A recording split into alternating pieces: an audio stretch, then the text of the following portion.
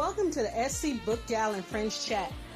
We're going to be talking about the latest in book reviews, author interviews, and life. Come on in and join us. We're ready. Are you?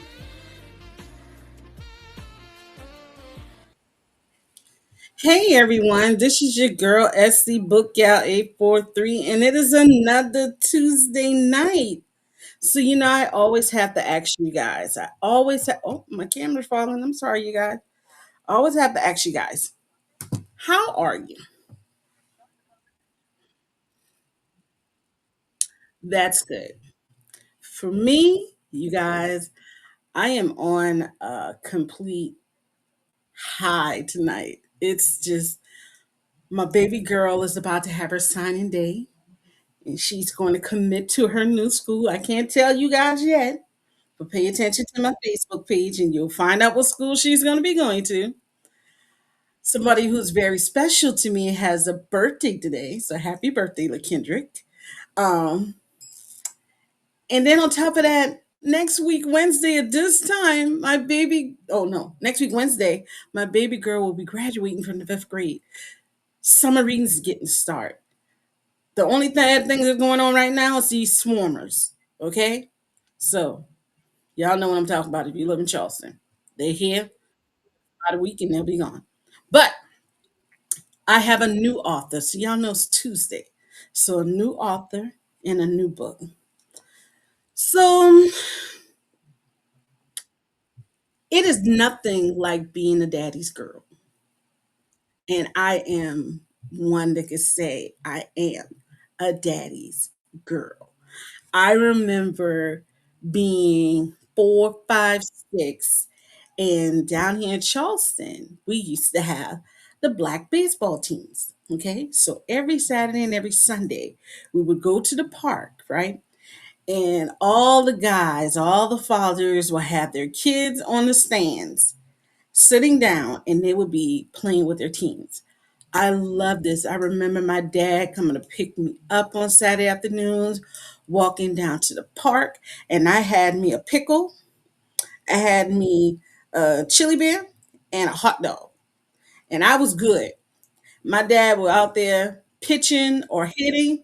He'll look back at me, give me a wink, and I was good to go.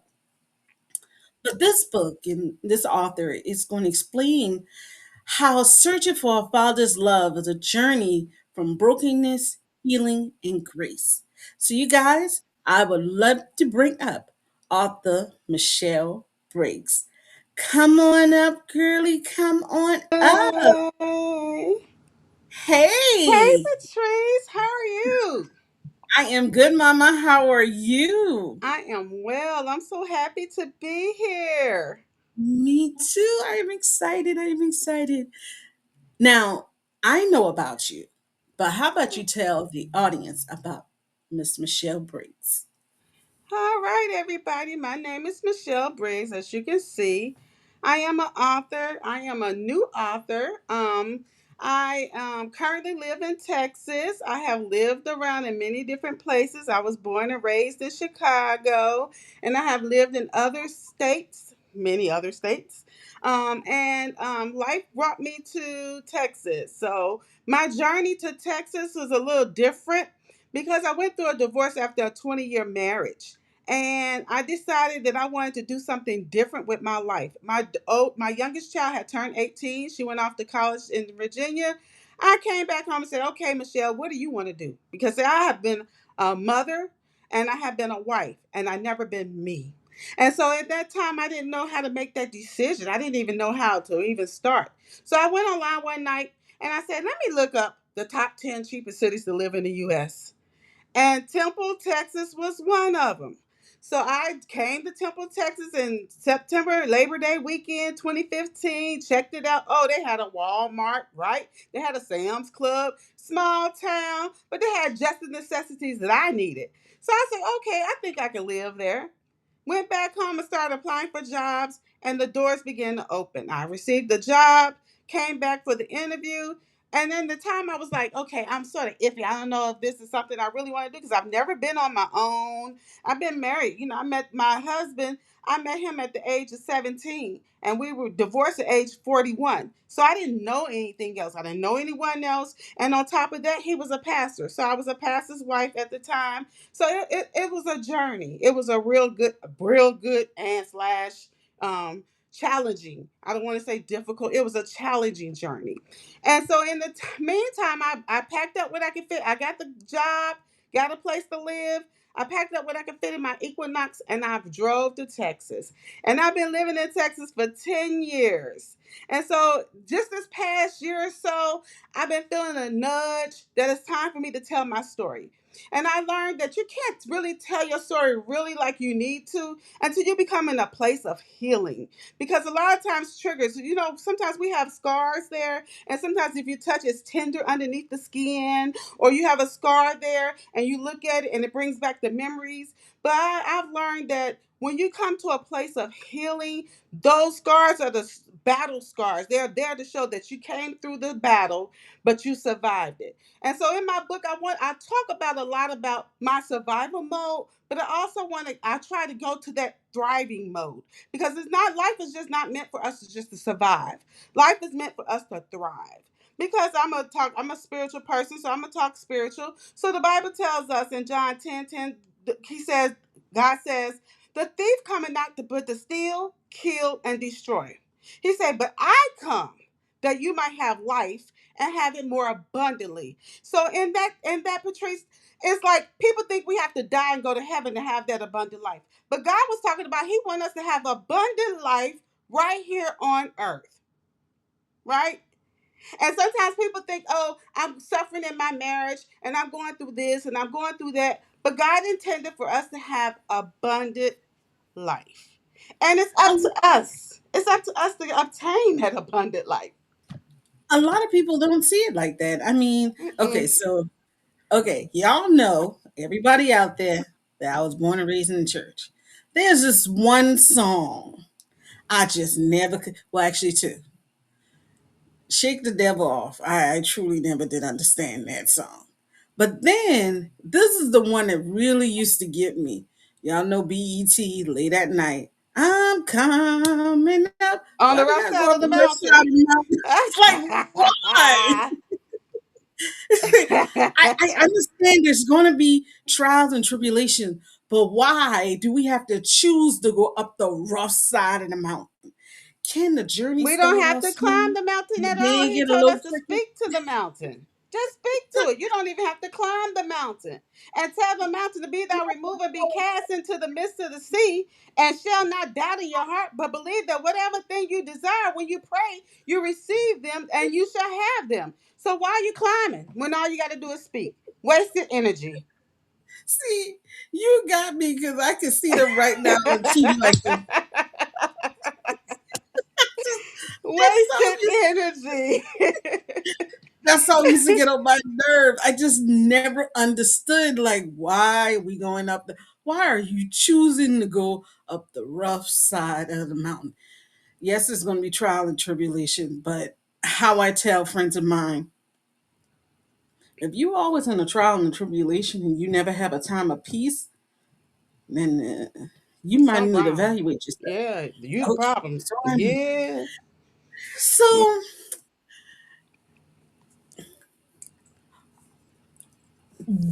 we understand that you wrote this book to tell your story. Right. What part of your story were you wanting to tell? What are you wanting your readers to take away from your book? I wanted my readers to take away a place of healing, that they're not alone, and that God is a God of restoration. To know that you can be restored, you can find that place of peace, that you can find that place of happiness and joy.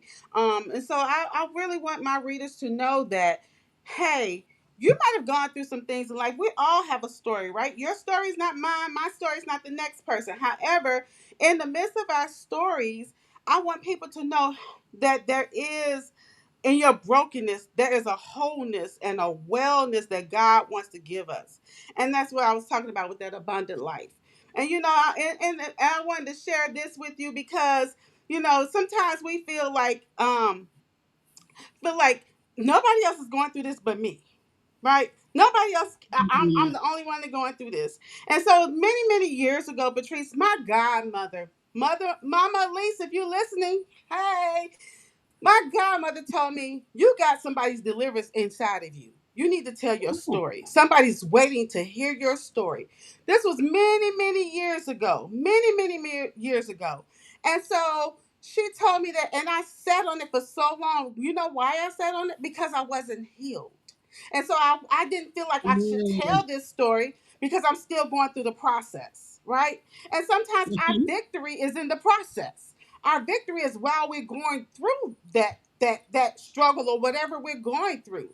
So sometimes we have to go ahead and tell the story. So in little groups or little side piece or one-on-one, I would tell my story to different individuals that I felt led to. However, I felt like I have a bigger platform now. I feel like it's time for me to share my story, and because you heard the saying, you see the glory but you don't know the story. So I want them to see my glory, Mhm. but I do want them to know the story. Okay, so that's what I want. I want to share that story so they can see where I am now. A lot of people ask me, how did you do it?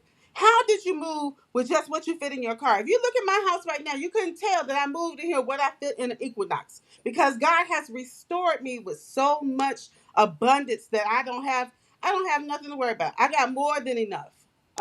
So I just realized that, knowing that you see the glory, but I want to be able to tell the story. So I just know that I'm thankful for your platform, being able to be here on SC Book Gals. I'm so thankful for the platform, but I'm also know that my platform's gonna get bigger. And I want to take it to a stage. I want my book to be my leverage. A lot of times people write Mhm. books. There's a whole lot of books out there. Nobody's opened it. And so I have a mentor who told me, Michelle, look at your Amazon cart. And I was like, okay. How many things you got in that Amazon cart you done put on your wish list? You got it sitting there and you haven't bought it yet. And how long has it been there? Ooh. Right? Ooh. Ooh. And so Ooh. she said, your book is probably sitting inside somebody's Amazon cart. And they just have not purchased it yet. So I want to Mhm. take it to a further. I want to do just not the books. I want to have healing lunches. I want to be able to have retreats. I want this to go global. I really want this to be able to share. I want to share my story on stages. As I told you before we even started, I love to talk. Can't you tell? I love to talk. So I love to share. I want to share it because I want to see, I don't want to go on this trip and this journey by myself. This journey of the brokenness and the healing and the grace. I want to be able to share this healing grace of what God did for me and because there's no secret what he can do. What he's done for others, he'll do for other. So what he's done for me, he'll do for other people. So I just want to be able to share my story with them. And we're going to bring up your book. It is in the synopsis. It says through a blend of memoir and reflective storytelling. Hmm. Michelle Briggs shares the journey of a daughter shaped by abandonment, broken relationships, and deep emotional wounds. When her parents reconnected after years of separation, she dares to hope that healing will finally arrive. But even as an adult, she discovers that a longing to be known by her father still remains. You guys, I'm about to bring up the book cover so you can see this cover. Look at this. Oh my God, the cover speaks so much. What did you want your readers to see and to think when they see your book cover? I wanted them to see, and I had this idea when I did the book cover because it starts, my first chapter is talking about waiting on the porch. And so, as a little girl, I remember my brother and I getting dressed, my dad promising to pick us up, and my mom set us outside on the porch, and she sat there while we waited and waited and waited and waited and waited, and he never showed. And so, I remember that day, and that little girl sitting on that porch is me waiting for my dad to show up. And at the in the background, you see a silhouette of an older woman in the Mhm. rocking chair, still on the porch waiting. Because even though I grew up and I was mature, I was grown, I still was waiting for my dad to show up. Oh, So now I and understand. that whole thing, I want to just give you a little synopsis of what I was meaning by that, because my dad did show up. He did come back into my life. Um, he remarried my mom after 16 years of divorce. He came back into my life, but I never really had that father daughter relationship that I always longed for. And so, even in the midst of him coming back, even though he was there, he wasn't there. And so that thing that I longed for years and years and years, to be loved by my father. What it means to jump on my daddy's lap. What it means to lay my head on my dad. What it meant to just be able to share who I was and what I brought to my family. I didn't have that opportunity totally. That was one of the things that I talk about, is that journey of just being able to have that father. And so realizing that a father guides us into our choices as women, as young girls, of who we marry, right? And so I Right. ended up marrying a man that was basically like my father almost. Um, Oh, wow. That is true because they always say that a girl's first love is her father. mhm, They always say that. So I'm gonna digress, you guys, because I have to. This is on my mind. So y'all know I surf Facebook, and I was doing that tonight, getting ready for the show. And there was a father who went to his daughter's kindergarten graduation here in South Carolina. Matter of fact, it was Columbia, South Carolina. mhm, And the mother, because sometimes, ladies, I have to admit, it be us. We be the one. But this father showed up, and he's always showing up. The principal acknowledged that. But the mom was so bitter that she did not let the daughter graduate, wow, took her out of the ceremony. wow, So sometimes mothers, we have to, and even single mothers, and I'm going to speak because I am a single mother now, we have to open that door to let the fathers come in. mhm, How, or even have you addressed this in your book? Like, if that is the case, I mean, how does the healing, how would healing come if it's from the mother's side? Like, wow. how that little girl heal? So one thing I can say, Patrice, is my mother was my strong. She was my strength, and she still is my strength. Even going through everything she's gone through. My dad is now in prison. He's serving a sentence. And my mom is still married to him. She supports him. She's there for him. And my mom has shown me the tenacity and the strength of a woman. And so I really have a lot of that loyalty and that strength that I get from my mom. My mom never kept my brother and I away from our dad. My mom never said that we couldn't see our dad. And my mom was always that bridge that helped bridge the relationship between my dad and children, because my mom had two children by him. The thing is I remember sometimes I would go to her and talk to her, and she said, "Well, go talk to your daddy." Now, they got remarried when I was 29 years old, right? I was 29 years old, and I had already been married 8 years and had four children of my own, right? But the little girl inside of me longed for that father's love. And so Mhm. I felt like more so my dad was more of a father to my children than a grandfather than he was to me. And so there was times where I had a little jealousy there, because he was spending the time with my children and he was doing things for my children that I didn't get a chance to experience. And so that was a little, it had a little. made me feel a little some type of way, right? And so I had to heal from that part because I'm like, I would tell my kids, that's my daddy, and he's treating y'all more like y'all his children than, me. I'm his biological. If it wasn't for me, y'all wouldn't be here. So my whole thing is, I wanted to make sure that my mom, I mean, awesome woman. My mom is an awesome woman, and I love her. And so, mommy, if you're watching, I love you. But she taught me so much. She taught me so much of how to be strong. And so I have a new book coming out. We didn't even talk about this earlier, but in a few weeks I have a new book coming out. It's called "Loving Me While Becoming," and that transition. I talk about that because we as women tend to go through transitional moments, and we are our worst enemies. We are our worst critics. And so, Yep. in that loving, while we becoming who God has created and predestined us to be, we got to continue to love ourselves. We can't say, "Oh, I'm fat. Oh, I'm ugly. My hair is short. I don't look good." Love you while becoming. All right, can you stop coming in front of my front door with that one? Because I'm gonna need you stop sweeping in front of my door. I have a tendency of doing that, you know. Oh, I hate this, I hate that, and I have somebody that speaks into me, but then Mm-hmm. sometimes I even block them off. Like, look, bro, I ain't even trying to hear you right now.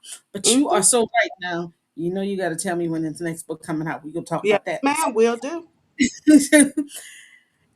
You have placed so much of what we need, especially in the African American community. If the younger you was sitting in front of you right now, what would you say to her? I would probably tell the younger me, stop looking for what's already inside of you. Oh, snap. Mic drop. I looked and I jumped in and out of relationships until I got married, and then after my marriage, I jumped in and out of relationships. Even encountered some situations where I was in a relationship with a person who I later found out was on crack, who took me down and through there, and thinking at 50 years old, I'm experiencing this. I should know better. I should be bigger than this. And that's what I'm talking about, loving me while becoming. Because we're going to make some decisions. And just because you make decisions, that is not your end. It's not the end. I always say there's nothing that I can't get into that God and me can't get out of. So Okay. we can get into a lot of things. We put ourselves into a lot of things, but it's going to take God and your participation to get you out of it. Okay, so yeah, I just really, I would tell myself, because the love was already inside of me, because I love people and I love hard, honey. I love hard. When I love you, I love you, and I love hard. So it was already inside of me, but I couldn't see that inside of me. I couldn't see that love inside of me because I wanted it from the external.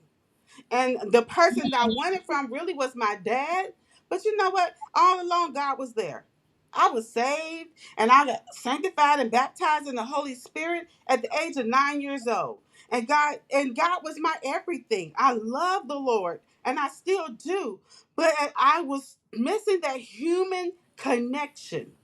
And sometimes we miss the human connection, whether it be from our children, from our parents, from our siblings, from whoever. We miss the human connection. And then Yeah. I would tell myself, girl, look inside of yourself. You're exuding what you want. And a lot of times what we put out, but sometimes we so thirsty, we looking for it so bad that we don't even see the signs and the signals of people who are not even good for us, because we're searching. When I talk about searching for a father stuff, you're searching. That means you're here, there, you're going places, you're being with people, building relationships that you shouldn't have. You're looking for the love that you wanted from a physical father. But our heavenly father has been there the whole time. And that's what I talk about at the end of the book. Is what our heavenly father provides. He provided the love that I was searching for all along. Whew. Okay, y'all. She done brought it home. I can't. I listen. You done brought it home. Spread the table. We got the chicken, the we got the ham over here. You don't bring it all, but I got to give you the apple pie. All right.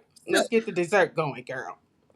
remember we talked behind the scene, and I told you I had those fun questions, but I couldn't. Yes, yes. All right, you See are how much I now in really the like to hot. talk.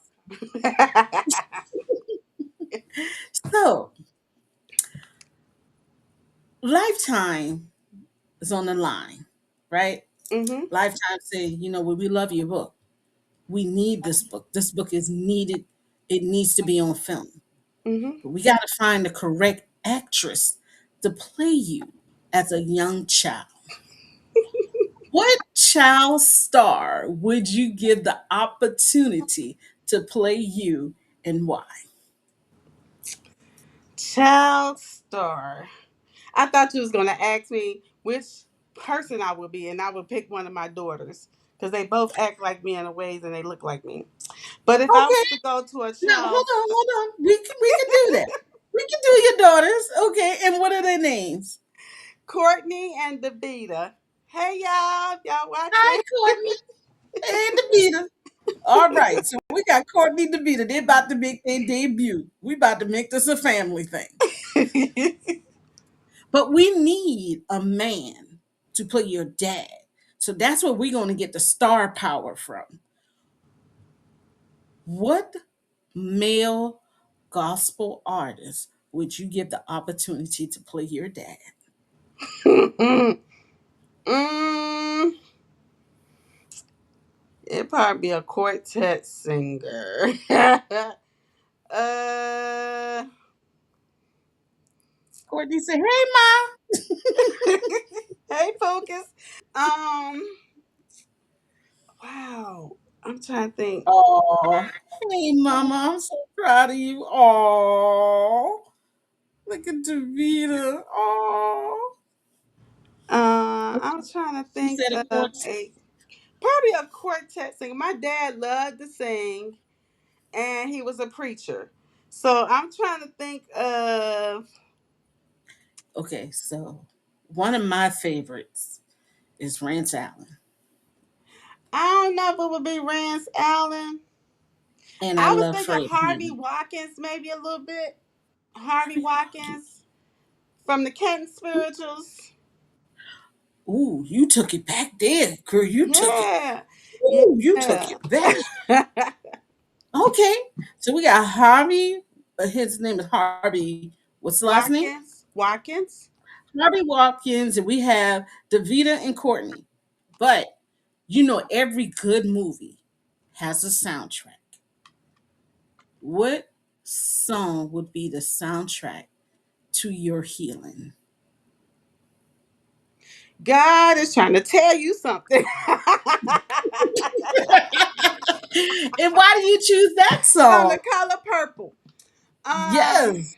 because God has been trying to tell me something for so many years. I have been running. I have been hiding. And not that he's been trying to, because God don't try to do anything. He has been telling me something. And so I have been turning a deaf ear. And so if I had listened earlier, I may not have had as many stumbling blocks along the way. And so I really believe that that would be the song, for both of us. I think for my dad and myself, that God has been trying to tell us something in our both our healing journeys. Because we always say hurt people, right? And some things Hmm. my dad did is either because he didn't know any better or because he was hurting himself and he didn't understand. And I look at that also as it's with my ex-husband, is that the fact that maybe he was having his own battles and his own, situations, and he didn't know how to heal himself. And so therefore he couldn't heal. You can't heal somebody that's you're not really healed yourself, right? We're There bleeding you go. on people. We're bleeding. We're hurting and we're bleeding on people. We're got scars that hasn't been healed. We're contaminating people's spirits. Even in the church, it's people out there who are standing over pulpits who are not healed, and we see that every day on social media. We see it in all these different platforms. People are talking about the church and talking about how this person did and this was said in the church and close the doors and the money and the this and the that. And so people are broken and they are bleeding, and so healing is a very pivotal point where we can really see God and really see that He is telling and hear what He's telling us. You know what? That's true. There's a lot of hurt people in the church. Mm-hmm. It's crazy to say that, but there is. Mm-hmm. So, I know I perpetrated for many years. who girl? I Listen sat there here. with a smile on my face like the happy first lady, and I was miserable as, excuse my language, hell. I was miserable. Girl, look at here. You ain't preaching to the choir. I'm sitting next to you. I'm the alto. You the soprano. We with that together. So, and I just want y'all to know, I was very upset that they did not put God's trying to tell you something in the new color purple. That was just so disappointing. In the most That recent movie. Mm-hmm. yes, that just hurt my feelings. Okay, so now we have the movie, the soundtrack, the actors. Everything is great. All right, you know what? You won a Dove Award. Uh-oh. They loved it. You won a Dove Award. Who would you like to thank?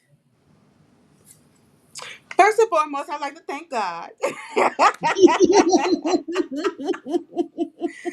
I would like to thank my mother and my father. And I would like to thank my children.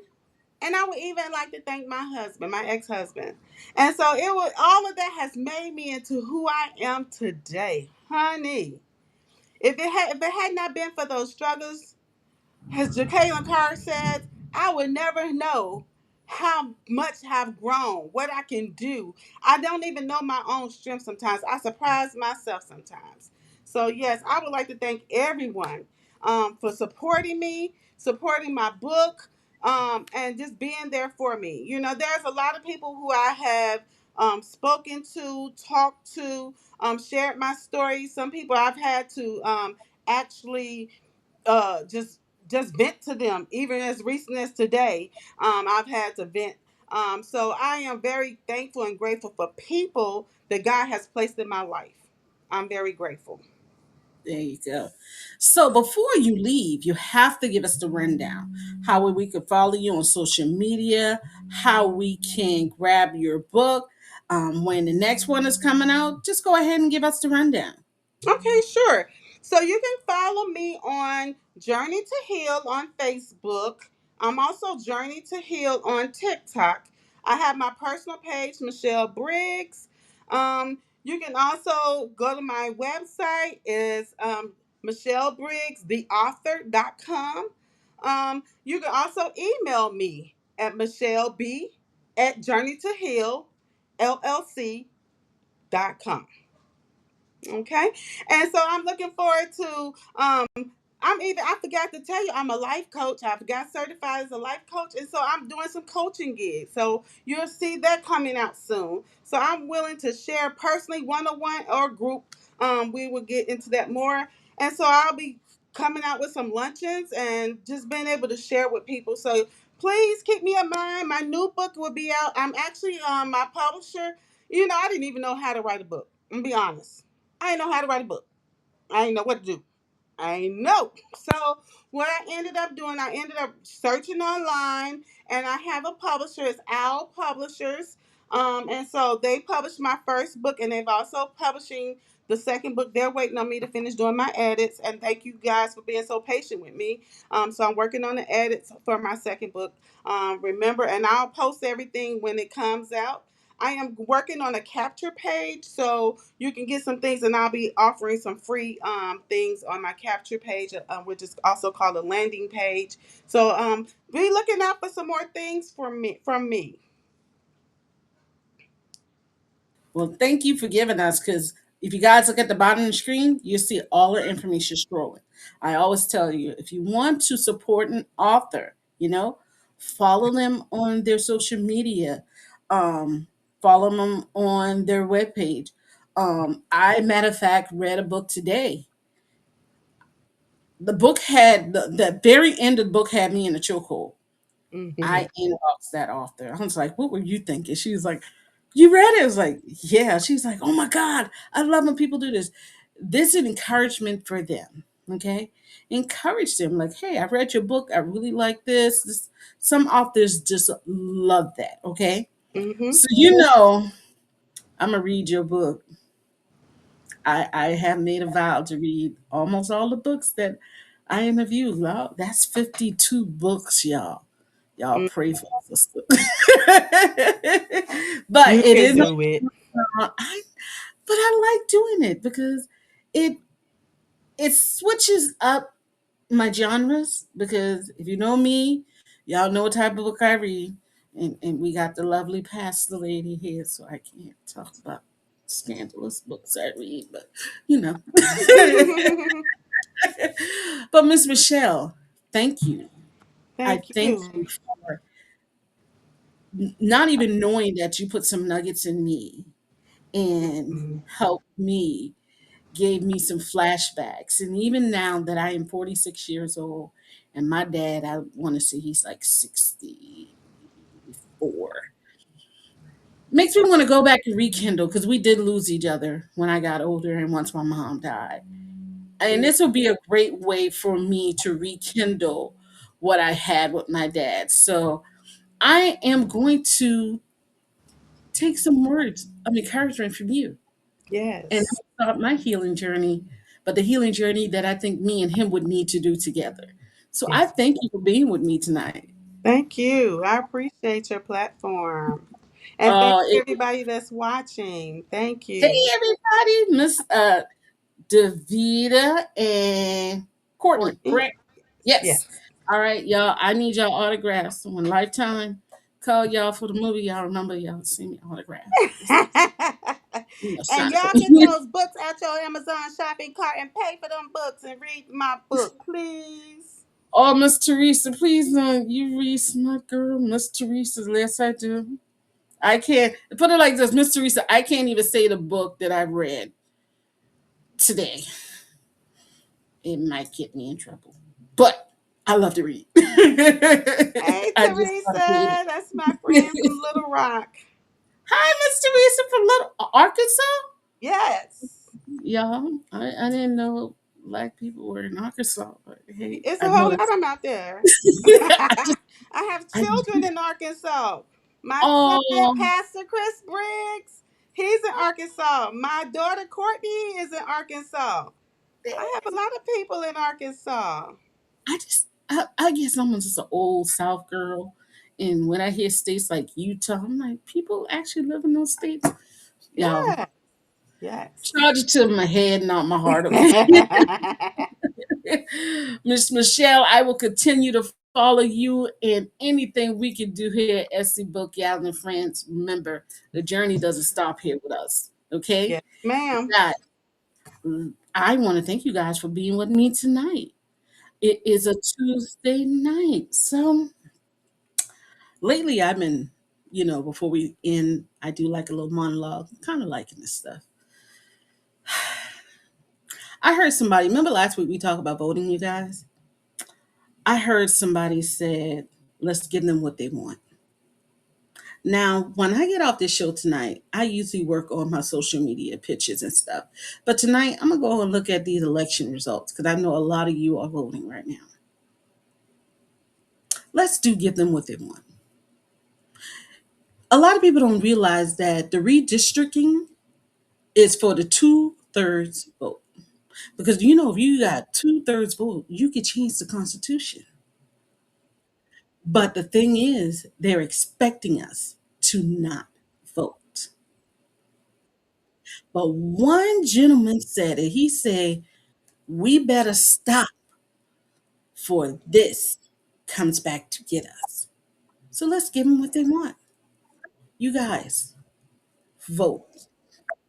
If you don't want to vote for yourself, vote for your kids, your grandkids, your community, your job, your life. Just those that are around you, vote. Okay? Also, to all the graduates out there, congratulations. I will say that I know y'all been through a lot. You know what I'm saying? And now you are seeing the fruits of your labor. Okay. I say congratulations. You guys did it. And even if you kind of fell a little bit, remember, it's not how you stay down, it's how you get back up. Okay? So I want y'all guys to know that if nobody hasn't tell you, I love you, get out, vote, walk across that stage, and let's make it do what it do. Okay? You guys, I'll be back on next week, Tuesday, with another author and another guest, Miss Michelle Briggs. We thank you one more time for being with us tonight, girlie. Everybody, let's tell her bye. Remember, Bye. remember, you guys, there's no such thing as an old book because not everybody has read every book. I'll see you guys next week with another book and another author. Good night,